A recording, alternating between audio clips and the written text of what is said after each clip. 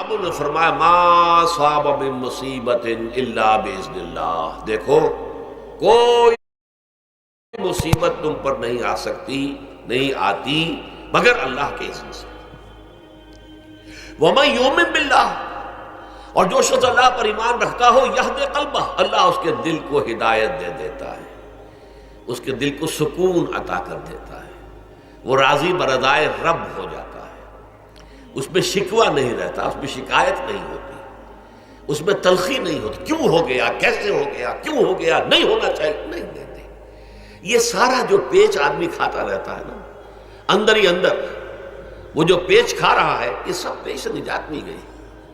برو کشید سے پیچا کہ ہست و بود مرا، چے اقدہا کے مقام رضا کشود مرا۔ یہ پیچ کھانا جو ہے، پیچا کے ہست و بود، اس سے اللہ تعالیٰ نے مجھے نجات دے دی ہے مقام رضا کے ذریعے سے۔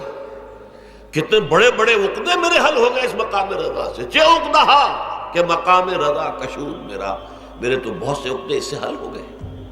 اس حوالے سے ایک موٹی بات تو یہ ہو گئی، لیکن اب اس کو 3 حصوں میں تقسیم کیجیے۔ پہلی بات یہ کہ یہ اللہ کی طرف سے آزمائش کے طور پر آتی ہے۔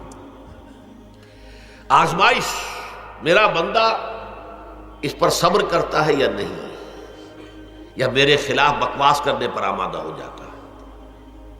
اللہ تو ایسا ہے، اللہ نے تو ہم پر کبھی کرم کیا ہی نہیں ہے، اللہ تو ظالم ہے، معاذ اللہ معاذ اللہ معاذ اللہ۔ کہیں ایسا تو نہیں، میرا بندہ جو ہے تکلیف کو جھیلتا ہے میری وجہ سے، یہ سمجھ کے کہ اللہ کی طرف سے آئی۔ یہ سب جو ہے یہ بہت بڑی کامیابی ہے اگر انسان کو حاصل ہو جائے۔ اور اس صبر کے نتیجے میں 2 اور باتیں پیدا ہوتی ہیں۔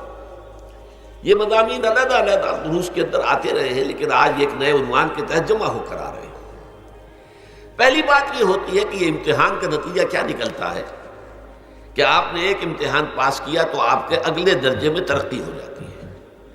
5ویں کا امتحان پاس کر لیا نا تو 6ٹھی میں جائیں گے، اب 6ٹھی کا